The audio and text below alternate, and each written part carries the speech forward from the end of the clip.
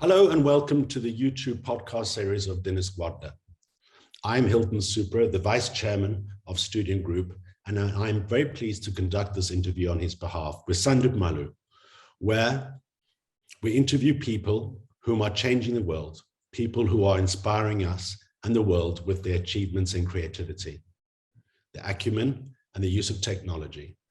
In previous interviews, Dinis Guarda has interviewed over 300 amazing people and achieved more than 10 million views of these interviews.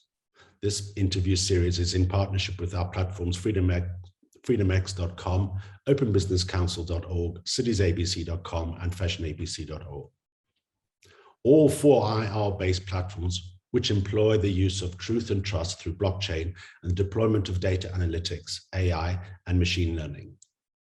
It's in this respect that today I'd like to introduce us and you to Sundeep Reddy Mallu, the head of ESG and analytics at Gramener.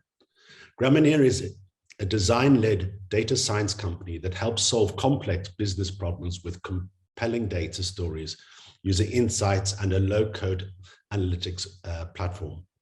They help enterprises large and small with data insights and storytelling by leveraging machine learning, artificial intelligence, automated analytics, and visual intelligence using modern charts and narratives.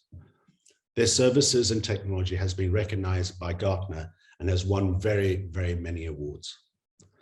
Now, today, Sundeep Mallu. In 2003, his journey started by selling seeds to farmers, which now, in terms of meeting their delivery and business value, to becoming a Fortune 100 clients globally via custom data science solutions. In his current role as Senior Vice President of Analytics, he advises executives on aligning their data science strategy with business vision, to building teams to apply advanced analytics and data visualization, and also on to helping businesses adopt a data-driven culture. Now, his diverse experience in clients handling and working in multicultural teams across North America, Europe, Singapore, and India. He's an international speaker, and he's taken the stage in many events with organizations such as TEDx, O'Reilly Strata, etc. He has conducted over 100 plus hours of corporate trainings and does guest lectures at various business schools.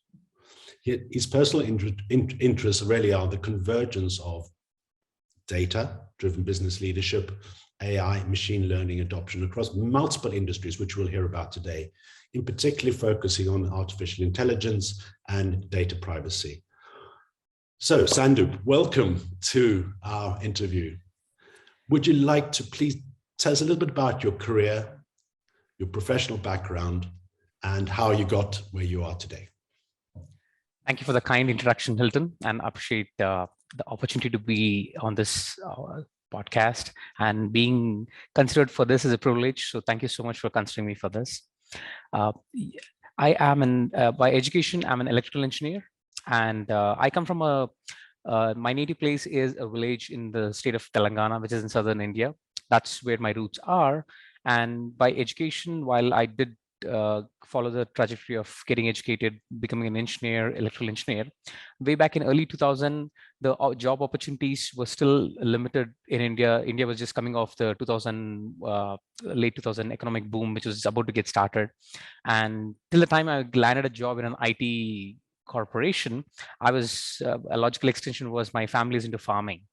So I backed on to assisting my family in agriculture, and one of the outshoots was starting selling seeds to farmers in and around our community. So that was the first experience of trying to look at picking up a job. And post that, I got into an IT organization, one of the big four in India, started working on application programming, C++. That was kind of, I joined the bandwagon of the majority of middle class, Indian educated English middle class who were into IT industry in the early 2000s.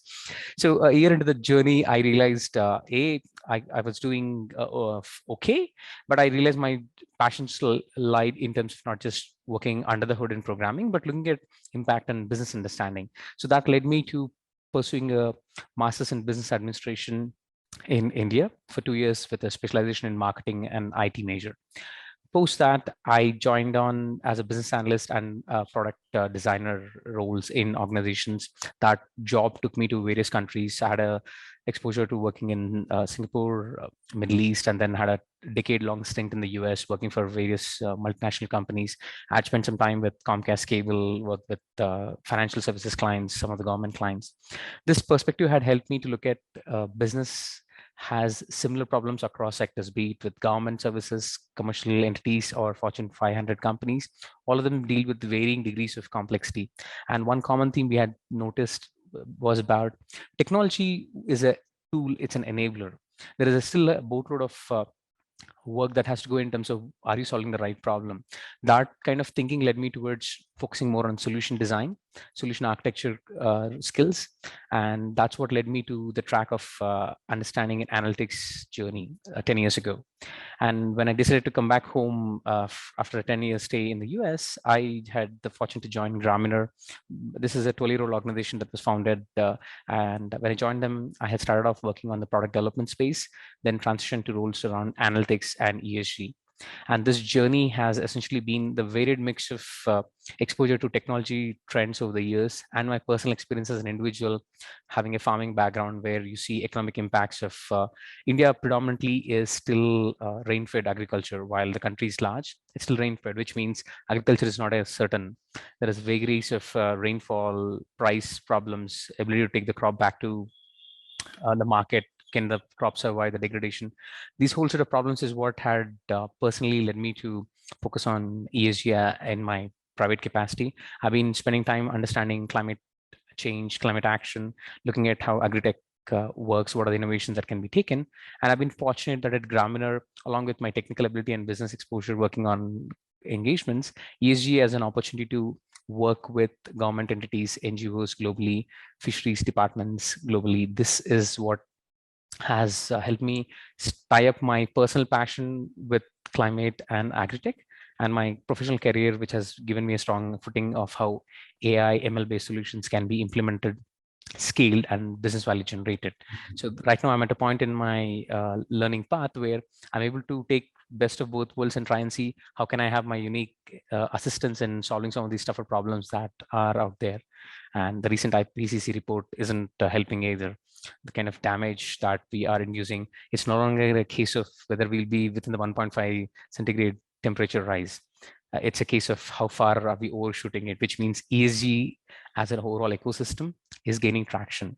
This is evident by the number of companies who are making public commitments for net zero, net neutral, carbon zero initiatives, which means the climate effects are slowly starting to show up in company top lines and bottom lines. That's where there's a whole lot of interest in ESG. And we see that this is a space that would define how the next 10, 15 years of action by humanity would play out.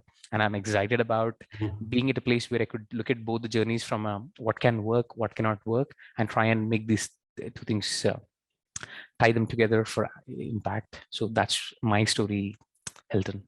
How exciting! So whereabouts in the US were you? I spent a couple of years in New York on the East Coast, Yes. New Jersey, New York, and Delaware. Then spent a significant portion of it in Cleveland, Ohio, Midwest. So that's been massive farming. Yeah, massive farming, massive water sources, and massive problems at scale. So that's been a good exposure. And from that experience that you had in the farming industry in the US, obviously they have the same ESG interest, but at a different level. How did the experience you have from when you were there in the United States, when you finally went over back home, obviously it's at a different scale.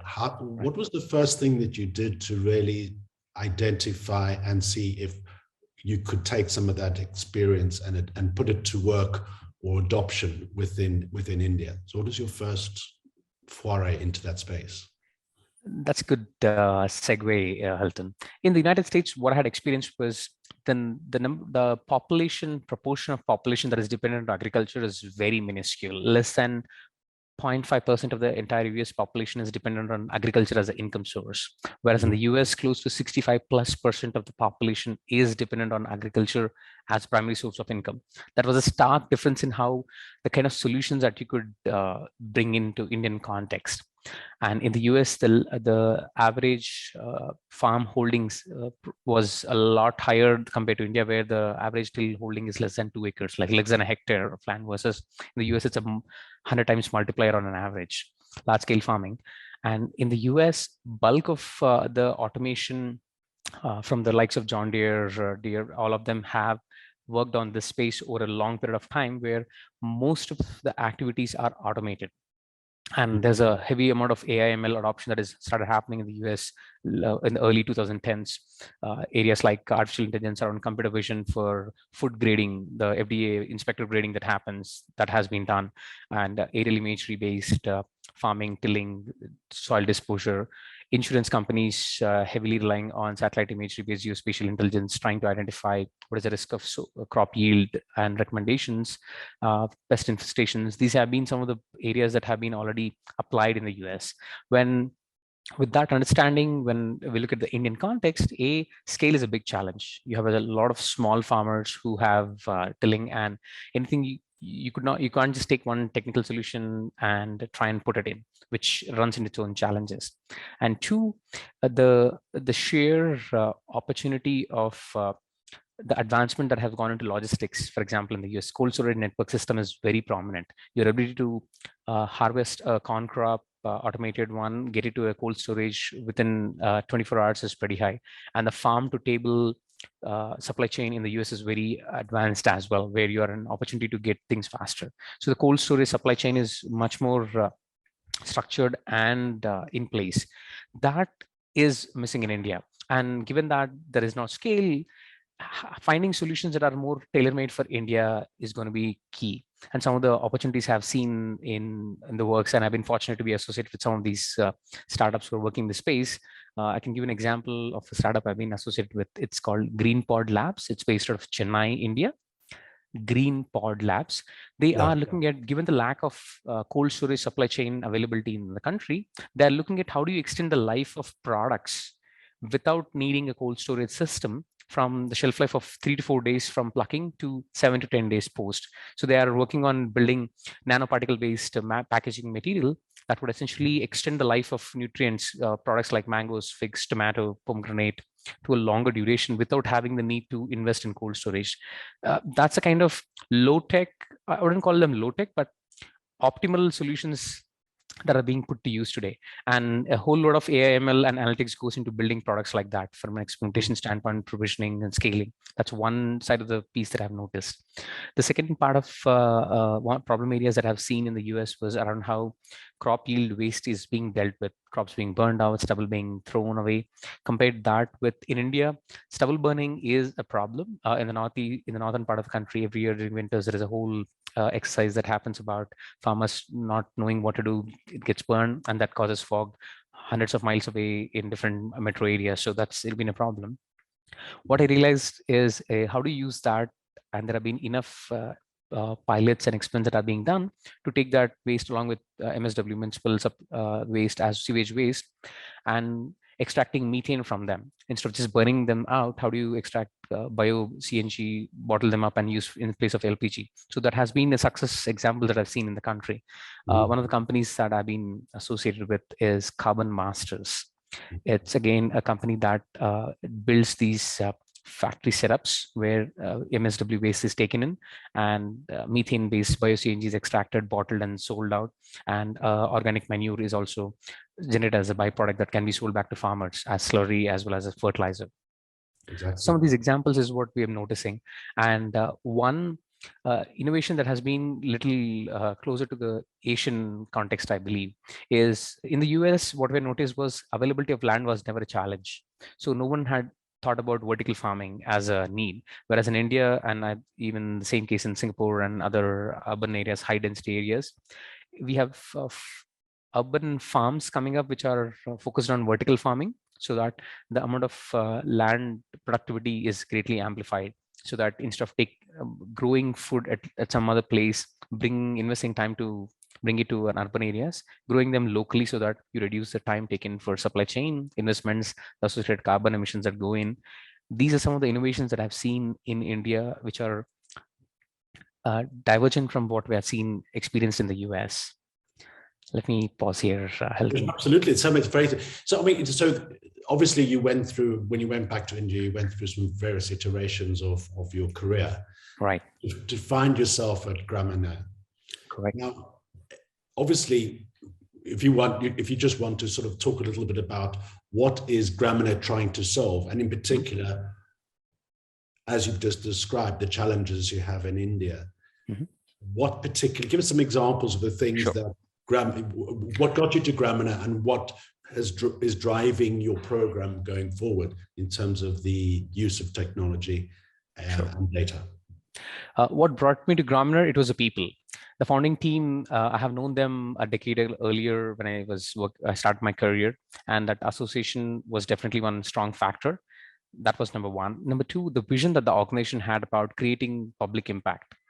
While the organization was a commercial entity, the underlying goal that the founders had was to create impact, and the tagline "Insights as Stories."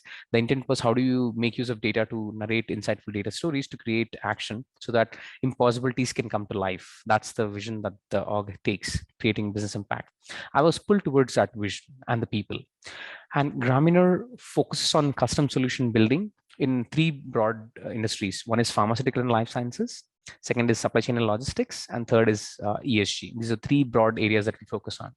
In supply chain, some of the kind of problems that we have solved and ongoing, we work with global majors in pharma. We have done computer vision based solutions of identifying in generic drug manufacturing. You go through iterations of 2,000, 3,000 samples of different molecule compositions to ensure the medical impact remains same, but it can't match with the branded drug.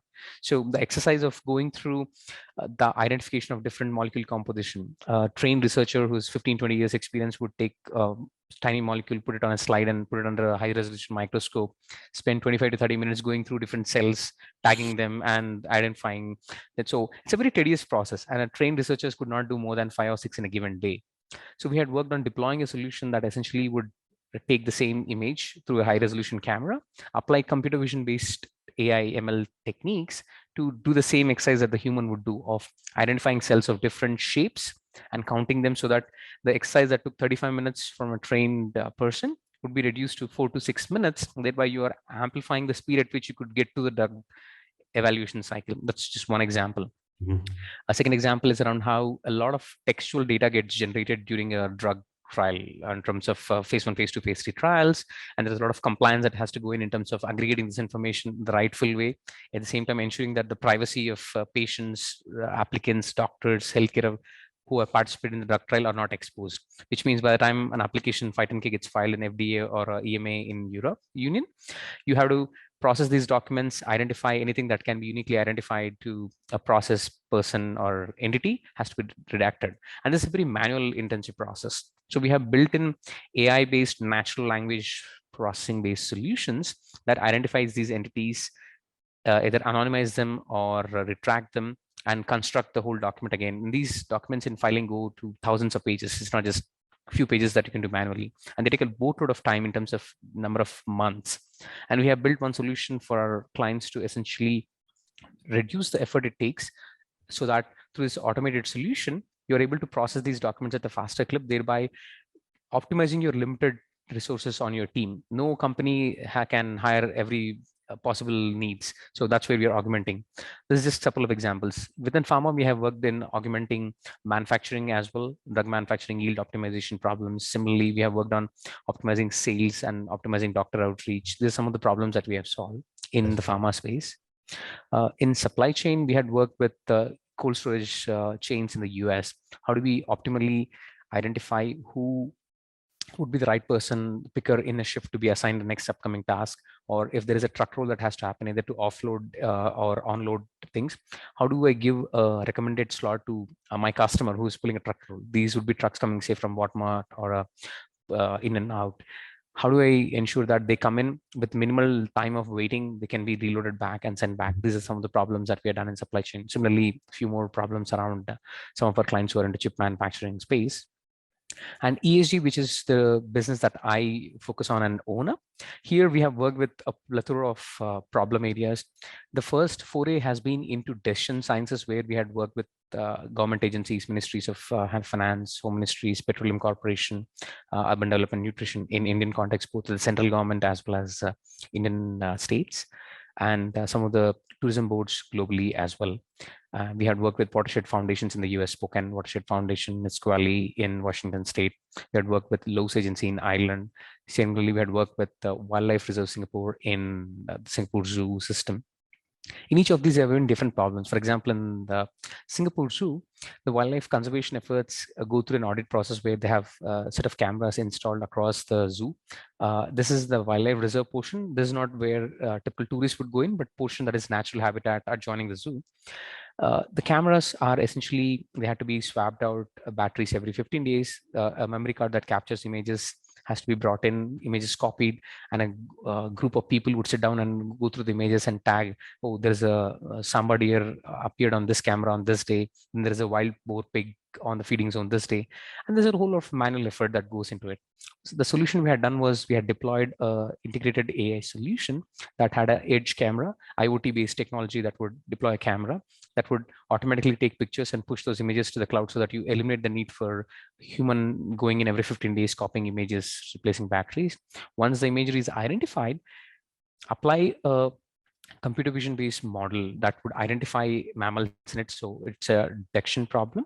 Then classification of this mammal across the 5-6 different types of species that is of interest, so that you automate this whole process, thereby optimizing your conservation effort investments that go in. While you have a technology investment that has to be made, but in the long run, it's scalable solution that would enable you to generate more audit results, act more quicker, and then have more opportunities to improve the facilities for wildlife. This is one example. Similarly, we had done solutions where you have underwater camera traps that identify fishes passing through the camera trap. Conventionally, aqua fire audits are dependent on volunteer biologists who would wear these long gown boots, walk down the river stream, catch the fish, take a picture, make notes, and then catch and release. They would release the fish back. It's a tedious process. So by working with our technology partner, Microsoft, where they had funded these initiatives of installing camera traps, we were the technology partner who would go in and work on the videos that are captured, so that you have an audit trail of presence of fish across your river stream at different points, so that conservation efforts are much more so that in a Spokane River, which is 240-mile long river in the state of Washington, you're an opportunity to intervene. Where is the fishery density reducing? Where is it higher? A similar exercise was done Lowe's agency in Ireland as well for their watershed system. So these are some of the work that we're done on the governance side and sustainability. One other thing I would want to call out is in the flood risk modeling, where we have combined our strength in geospatial intelligence, combining our core competency called GeoBox. That's the tag we have for our offering, GeoBox. Combine that with understanding of computer vision, combining these solutions to work with one of our clients called Seeds, SEEDS. They are NGO based out of Delhi who are into disaster recovery management space for the last 25 plus years. So every year when they work with, India has a long coastline of close to 2000 plus kilometer long coastline on the best Bay of Bengal and Arabian Sea. So the number of coastal hazard impacts every year is given and varying degree. There have been instances where the impact has devastated communities for long. And one of the challenges is when the existing systems about advanced warning are very minimally helpful. You would have an IMD forecast saying that there's a cyclone coming in, potential landfall at this space during this 4-hour window, and it has this speed when it does landfall. That doesn't give much wiggle room for citizens in affected areas to react. And that in turn causes more damage as well. And there is a reluctance on part of families to relocate, because that's their livelihood and their whole life is tied to that place. Asking them to relocate is not easy. So the intent was to look at, are there opportunities using technology to minimize the damage in the first place? And that's where we partnered with our client Seeds. To identify, is there an opportunity to bring in solution that could assign risk score to houses based on elevation, number one, identifying the rooftops and giving it as a proxy for the strength of the material with which the buildings were built. looking at digital elevation models based on satellite imagery, whether the house is in a higher altitude, lower altitude, what is the proximity to the nearest water body, nearest open area, vegetation. Combining all of this into a multi-classification model and assigning risk scores is what we had done. And this has essentially helped us to give volunteers on the ground a direction that of the, let's say, we had implemented the solution in 7 different cities in India. And I'll call out one example of Cyclone Yas, which was in 2021 in the state of Puri, city of Puri in Odisha. Out of a pilot area of 4.5 square kilometers, we had identified the houses that were most risk for damage, and we had shared that list with the volunteers on the ground. The intent was the volunteers would go to these houses first, given that there is a large area, you can't cover every house. Go to specific houses, educate or tell these family members in the house that you're at higher risk. So, safeguard your property. What we have noticed is that putting your household things at higher altitude within the house, if you could take to an attic, that itself minimizes damage of property by 70 to 80%. That's a very high number. Unfortunately, most of the time you don't act because you don't have this advanced information. So by doing these activities and moving people in highly susceptible houses to higher areas or government shelter that has been opened up, we have been able to this specific pilot that we had run in this region, we had been able to identify 1,000 houses that were at high risk of damage because of the cyclone. And by relocating these 50,000 people, we have been able to minimize damage. And because of the damage was minimal, the damage loss of assets was minimal. So the post-disaster recovery costs were much lesser compared to prior years in a controlled setup. So that's the kind of ESG-based solutions that we have been able to work with our clients. And given that it spans across not just climate, not agri-tech alone, it's a fusion of these multiple problems that interlap with each other. And we being at a position where we could understand the science part of it from a climate standpoint, understanding the solution part of it from a technology standpoint, we are fortunate that we are able to play a small role in this big picture, assisting in the ESG space to our clients. That's very interesting. Obviously, you can get a lot of information what is called from sort of what I call static data, so visual, photographs, satellite photographs, and things like that. But then, of course, there's people involved, and there's the movement of people and the way that people behave and move around their environment and the economic and then the economic engagement together. Correct. Where are you getting? I mean, a lot of this information is effectively public data. Correct. How do you manage all this public data? How do you take out the noise from that data so that you can get some real data insights? Good question. Most of this information is public, but you touched upon the aspect of which data is useful. And that's where the real challenge is. Our low-code application building platform, Gramener, is coming in very handy to ensure we are able to connect to different data sources, aggregate the data, and run standardized data cleaning exercise and data quality checks. So that reduces some of the effort involved there. We rely heavily on our clients and SMEs in this space who would help us understand whether the information that is available, is it relevant, is it dated, is it even useful today if it's collected in census, which is done once a decade, is it still relevant? So we start looking at what are the alternative sources that we need to look at. For example, in India, the census is once in 10 years. The last information is 2011, and 2021 was a whitewash because of COVID. So there was no census that was done. So how do you do proxies? We have the GPW data, gridded the population of the world data, which is at a 1 square kilometer level. How do you take that information and distribute it at a 50 square meter level so that you have much more proxy that is usable? Things like these is how we try and work with data. And in satellite imagery based work, what we have noticed is public data is it is dated, number one. Any freely available data sources, be it from NASA, Landsat, or public Sentinel satellite imagery, they are not close to real time, given that these are released after a 7-8 month lag from the time the satellite has passed. That's one. Two, they are not at a resolution that would help you make granular decisions on the ground. So what we have done in the past is wherever public data is not usable for satellite, we had partnered with commercial satellite providers like Maxar to procure the data and work with them and use it. So this is the trade-offs we have done in terms of getting the solution out faster. Wherever needed, we had invested in procuring the data, paid for data, and worked our way through this. And what about what I call live data coming from, I mean, as it's well known that, in India, everybody has a mobile phone. Correct. Or two. Or two, yes. But the interesting thing here is that there's an incredible amount of data that's available in just the tracking of mobile movements through the different cells, number one. But number two, the engagement across those cells by those individual users.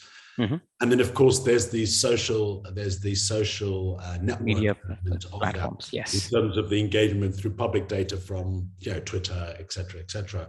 How much of that data is useful to you in the ESG components of what you do? The mobility data is not public. So Google mobility data, for that matter, or Apple mobility data, for that matter, both of them are not public real time. While the data is anonymized and shared, it is again dated. So what it would help us do is establish what is a common daytime lat long or evening lat long kind of information that you could do approximations of the density of people in this particular lat long block in this time of the day is what you could do with higher accuracy. Beyond that, it starts biting you because it's not real time. And these companies, by virtue of their walled gardens, that data is not real time available. But social media, definitely. Social media, like for example, Twitter, one of the popular mediums of news dissemination in India, and Facebook, these two have been put to use by us in the past, where any emerging topics, identifying the tweets associated with a set of handles or set of hashtags has been done. And given that Twitter allows you to real-time query and pull information, we have put that to good use for identifying some of the early warning signs in the ESG space for some of the ministries that we had worked in, that has served as a good proxy. The challenge again is, while the solution has a good way to solve for, if think about India, in a large country like India with a 1.3 billion population, the number of active Twitter users are roughly 40 million. And of these, less than 1% are actually pushing content. The majority of the 39.8 million are consuming content. So it also becomes a case of, while the information is rich, how contextual it is becomes a challenge. That's where the adoption of social media data in the ESG action has been less than desired, in my opinion, Hilton. That's very interesting, because I would have thought that you can produce from the natural language components of social media, you'll be able to pick up and understand what levels of sentiment there are, from fear to joy to anger to hunger, whatever. All these these sentiments can easily be effectively identified. But what I'm hearing from you is the creators of that content are not the ones who are impacted. If you think about it from while may I take a small segue, Hilton? Yeah, sure. The storyline about Indian digital adoption is a rapid one. We have reached close to 670, 680 active internet users in a very short period of time.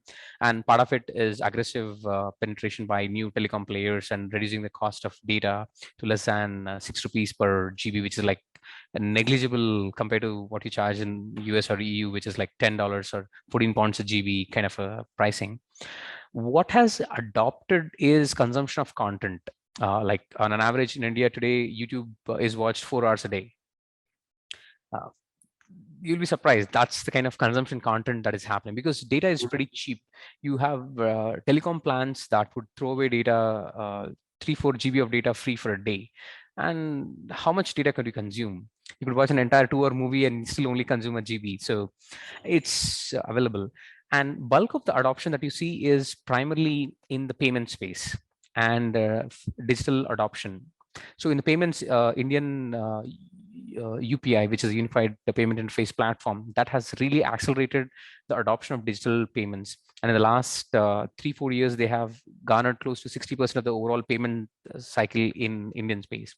So while you see that the mobile adoption has skyrocketed overall, and consumption of content in bilingual languages has increased, the presence of that population, larger population on platforms like Twitter is still very minimal.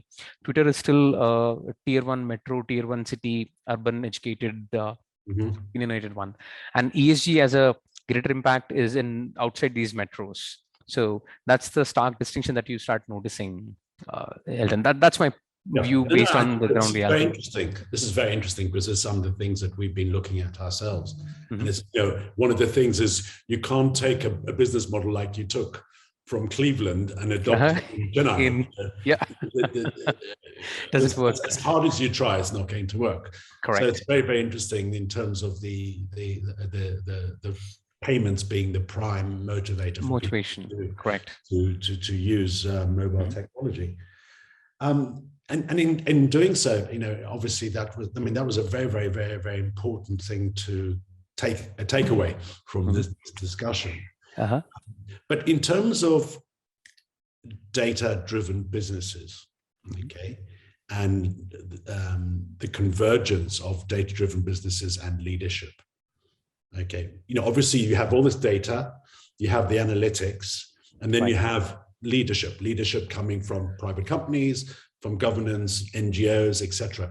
How does that glue together? How do you get everybody to work together? That's a hard problem, Hilton. I would not sugarcoat that. It's a hard problem. Yes. In getting the systems in place, the tooling is the easier part. I would not call them easier because it has to go through its own struggle of ensuring that there is a consistency. How do you capture the right data? And it means you are essentially asking someone who has been doing things their way. I would rather create an Excel once a month rather than keying in the information onto an application on my mobile phone.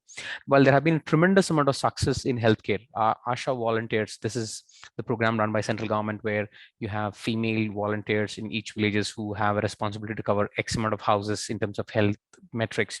You go house door to door and look at how many kids are in the house, elderly in the house, what are their health indicators, and have they gone through vaccination cycles. And all of them, today they are enabled to work on mobile phones where applications would directly assist them to key in the information. Large programs like TB, for example, are digitally managed today in the country. So there have been tremendous success in digital adoption and data-driven decision making. Like largest states in the country by population, they run programs that are monitored digitally, which is a huge leap of faith compared to what has been happening for the last 30, 40 years, where everything was ad hoc. You would understand that a program that was launched 6 months ago never even got to a district because after 3 months, the district health officer would write a report and that would get to the secretariat after 3 months. So by the time the board is gone, versus that to where we are today, I see that majority of the governments in India, be it state governments, local and central ministries, are willing to adopt data and make decisions based on data availability. And some of these are public information. Majority of the ministries are now comfortable enough to put out information, good or bad, on public websites. Not all of them are doing it, and there's enough friction about that information is not refreshed periodically or it has inaccuracies. There are these challenges, but there is intent to adopt, which is a good sign. And I think intent is key because you could always solve for problems, but if don't even start on the journey, it's a lot more trouble. So that's my thinking on how the space is emerging in ESG.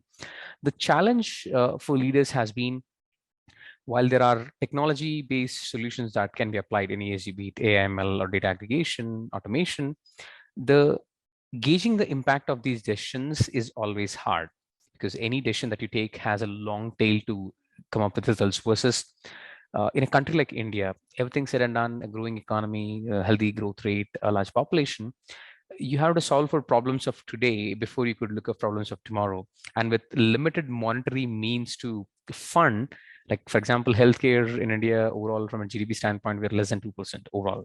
And for a country like India, that is, in my opinion, a little less than what you would hope for. While it's in the right direction, it's growing, it's still less.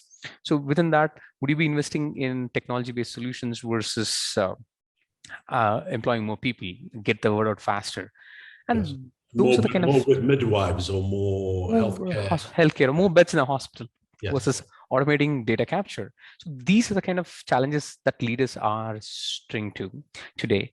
So while technology providers like our solution partners like us who are willing to work in the ESG space, bring in the best in class technology to apply, the challenges exist in terms of somebody has to pick the bill.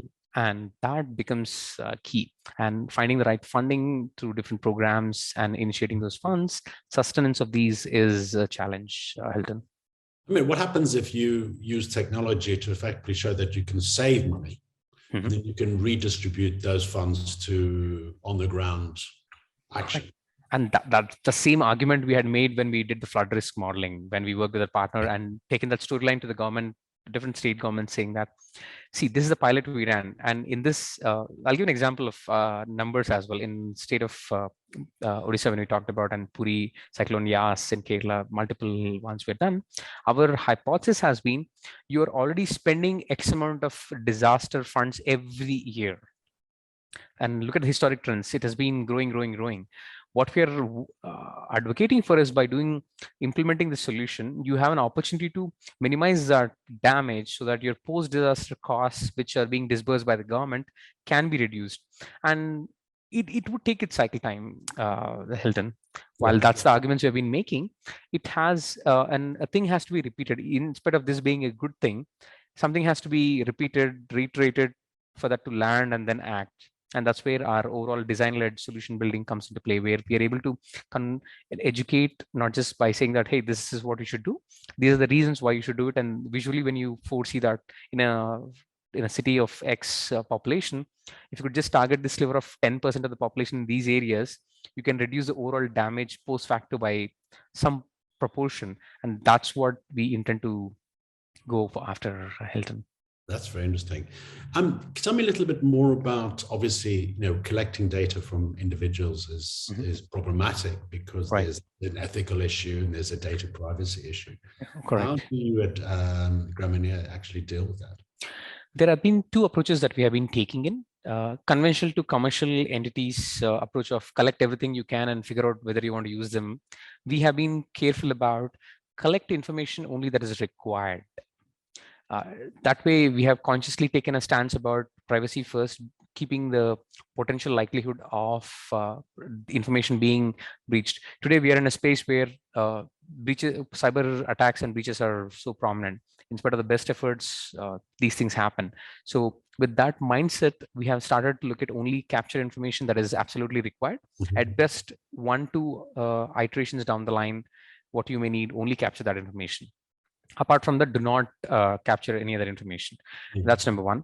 Two, from a policy standpoint, we have been investing in strengthening our policies around data usage, data loss prevention, getting our team certified, and getting compliance against ISO 27001:2013, SOC 2 certifications, and bringing in best practices in terms of firewalls, cyber controls, where data is placed, what kind of access controls that get placed, and compliance with industry regulations. Like in India, it's MEITY compliance, similar to FedRAMP in the US.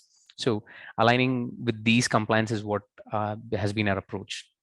Two, whenever we capture information from third parties, even there, we would try and work with anonymization of data. Thereby, we don't uniquely identify a patient record, or we are interested in showing the aggregate information only, so that you separate the raw data from the aggregates and work with aggregates, thereby minimizing the need to even expose patient information of citizens to larger unnecessary entities. So this has been our approach of privacy and ensuring we do our part in ensuring the data is not easily available or made accessible beyond reach. That's very interesting. I mean, obviously, the AI, machine learning, etc. The storage of the data, the use of the data, obviously putting it in an SQL format is problematic because of the high data costs. Correct. In terms of the accessing the data and using the data and entering the data. Do you use things like data lakes? We do. And the approach we take that is what we have realized over a period of time, Hilton, this would, I'm hoping this is new information, at least partially. 90% of data loses its relevance after 1 hour of capturing. What? Okay, I'm good. That's an Oh, okay. Do we have another hour? Yeah. So this is a quote from a gentleman from Intel. I forget his name. I'm scratching to give you the name, but I'm not able to get his name right. But this is a gentleman from Intel who has been the pioneer in defining data growth. One of the guys who was behind execution. So the hypothesis is that bulk of the data that is being generated today, even in the world today, it's an evident thing that the amount of data that we are generating every 18 months is collectively more than the data we generated in the entire history of human race. So data capture gets doubled every 18 months. That's one. But majority of the data, close to 60+% of the data that is generated is system generated information today. Yes. It's a system generated, which means while the information is humongous, the utility of that information is very limited. Same goes with the consumer generated information. So that's why that stat about 90% of information loses its relevance after an hour. That's number one. And 99% of the information that is generated loses its value in a week's time. Essentially, the value, the piece of data that is of interest is that 1% of the data. So we spend a lot of time going behind that 1% of data whenever we build work, so that we reduce the amount of license costs that go in towards maintaining these large databases, number one. And we try and we archive this data. We rely on cloud service providers who provide much cheaper storage data for historic purposes, which you don't have to connect and use real time. What you need real time is that 1% of the data, aggregate data that you have, summaries. So decision makers only need that aggregate information. So we spend a lot of time in solution design, system thinking about how data flows happen, what sliver of the data is meaningful to take action, and strip out the noise, keep it in the back burner so that costs are much minimal. This is how we optimize investments that go in data lakes as well as data storage costs in the ESG space specifically. This is very interesting. This because obviously in our platforms, we've got Cities ABC, which is a platform for cities, and a collection of IoT data and data from cities and data from sentiment from the individuals in their cities. And then we've got our Open Business Council platform, which is collecting data of businesses and organizations and SMEs and creating a trade corridor between a farmer in Bangalore and a consumer or a retail organization in the UK, as an example. Right, example, yeah. Format, using fourth industrial revolution technologies like blockchain, etc. And then, of course, this fashion industry supply chain in terms of proof and provenance of textiles, the carbon impact, and the ESG components of that on our platforms. And that all aggregates up to our Web3 metaverse project. Metaverse problems. FreedomX. Decentralized institutions. Rely on data. Right. And this is really, really, really important, because obviously what you've just said, which I think it's been in the back of my mind, and you've nailed it from a quantitative perspective. 90% of the data loses its relevance in an hour. 1 hour. Okay. Yeah. This is a very, very, I really, really find this fascinating. And in particular, the useful information is in 1%. Correct. And focusing on that. This is where I think a lot of people, don't realize that, yes, there's a lot of data out there, but it's capturing that relevant data in such a short space of time, because by getting utility out of that data for the benefit of the users is very, very important. Very important. And the popular culture, folklore, is about companies like big tech companies consuming every data that they can, they collate and use it. They have the means and resources to spend on these. When it comes to ESG space, you already have a limited monetary means that you have. That is where we invest a lot of time to optimize that, stretch the dollar to the longest possible impact. And getting the data right is a big step in how much you invest, because each of these solutions has to be maintained in a longer haul. It's not just you build once and it's done. These are systems that have to survive the rigor of 5-10 year windows. Unlike commercial engagements, ESG engagements don't give you results in a quarter. They have their long tail where they play out and they generate value, which means every system that you build has to withstand the test of time. And that's where creating that long pull total cost of ownership of a solution goes a long way. And hence starting with data is key. This is very interesting. So obviously we talked a little about data privacy, and there's a lot of data being protected, being produced, and there's issues to do with data privacy, et cetera, et cetera. Turning it on its head, if a system exists in terms of data usage, was designed in a way in which the individual actually can monetize their own data. Right. Mm-hmm. Okay. Have you looked at any business models or any models that where the individual can be rewarded for providing that level of data? As an organization, Gramener, we have not explored that opportunity, given that that is an emerging area of reach. And as an organization, we have not done. But at an individual level, I have experienced this idea, and it has legs. Given that there is a famous saying, right? If the product, the offering is free, you're the product, which means my information is key. In Indian government has actually put out a solution or a framework for data aggregators, where the idea is you give consent to aggregators to take your data and apply it or use it for specific purposes. I see the possibility that in 5-10 years, when the number of aggregators increase, there will be competition between aggregators to say, hey, give me your data and I'll figure out my own ways of monetizing this data. So I don't mind giving you a share of that, like information. Every year I pay you, say, $1 per year. Mm-hmm. I know it's not an exciting number, but something. But that goes back to one of the comments you made about the longevity of the data. information. Exactly. So, in fact, if I provide the data right now, it has high utility now and high value, monetized value. Monetized value now. Therefore, I'm encouraged to actually, I get high rewards for giving that data out now. Now, rather than dated. For example, if I give my picture to, for example, say Google, and Google realizes I'm a bald guy, and then in the next minute, if I go to a different website which has on Google platform, I'll see an ad for hair oil that could grow hair back. So, we get already. and today I need to search for hair oil. But yes. the moment I give my data, Google or any of these companies would have a lot more. But you need to be rewarded with that information. Exactly. And the reward could be a 10% coupon from the supplier. From the supplier. Yeah. Absolutely. And let me share one sliver of other information, Hilton. We talked about data, right? Why is it so important to control costs on data? Conventionally, the argument that has been pushed for cloud adoption and the wave of adoption that we're seeing is that maintaining your own infrastructure is costly, and you move everything to cloud, and you are it's no longer a capex, it's an opex in your books.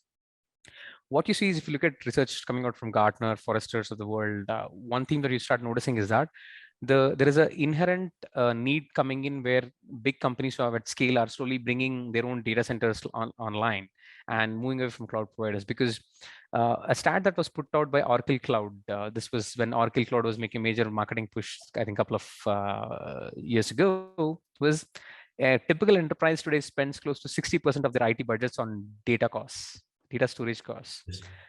Yes. 30% is on application running costs and infrastructure, and less than 7% is on actual services that use AI and ML.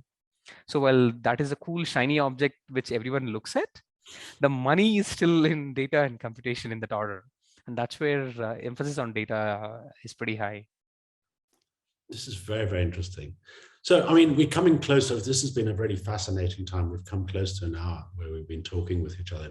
I mean, it seems like 5 minutes. Oh boy. You're not bored of me already?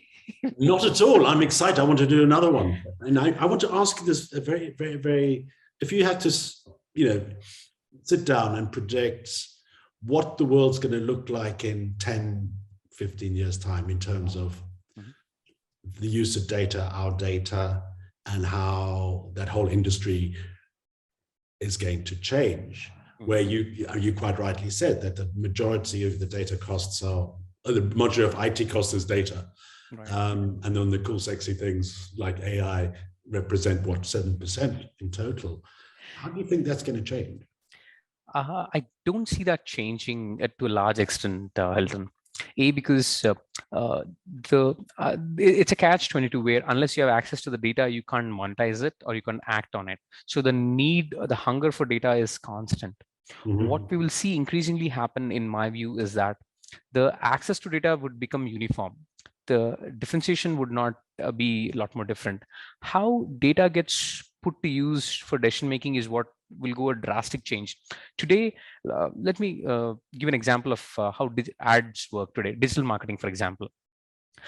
Google, if I am searching for, let's take my example, bald guy searching for hair oil, and the AdWords, you're bidding for words for, say, hair oil and bald, and a company which is making these would bid for these ideas, right? For these words in search, so that you would come in on top. With the explosion of data, and if you look at a trend in natural language processing, where companies are increasingly building models where they feed everything available into the model and let the model learn on their own. Like you have GPT-3, when it came out, they had close to 178 billion parameters of data fed in. And recently, Google had come up with one more model that had fed in 540 billion data points. What I see is that increasingly companies would be spending money not to buy ads, but they would be spending money to ensure, if I'm the hair oil company, I will pay money to Google, say that, hey, use my data as part of your model training, so that by the time the model is used for multiple applications, you no longer have to compete with different players. So I see data being increasingly fed into large language models and foundation models, so that the intelligence is ingrained into the data. There is a centralization of decision making that is happening globally with these models being adopted. Today, GPT-3 is slowly, there are a bunch of services that are being built on top. Similarly, Google's search is unipresent. They generate 150 billion because they have something that is unique, right? From a revenue standpoint. And that intelligence would only be, they have an incentive to keep it cutting edge and the best possible source, versus you as an individual company trying to buy ads. I see that shift coming in, where data would increasingly be fed into model training, so that you are present in the model's understanding or the intelligence way early in the cycle. Today, data is at the final end of the digital marketing side. I'm just taking one industry example. And I see this transition happening across industries, where increasingly companies will start going back to source, which is information, how it is getting entered. Right now, it is being more consumed at the output end. I see that transition in the next 10, 15 years happening, Hilton. This is very interesting. Sundeep, thank you so much indeed for a wonderful hour. We talked about a lot of things in terms of data, in terms of obviously your very interesting career. We talked about some problems that you've solved, working with the Gramener, or Gramener has solved in particular, how to use data. The disaster scenario is very, very interesting in terms of prevention and reducing costs. The use of AI and ML, we didn't really touch upon it, but you really did indirectly touch upon it across various industries, from agriculture to pharmaceuticals. We talked about ethics and data privacy, and then, of course, with a strong focus on ESG components.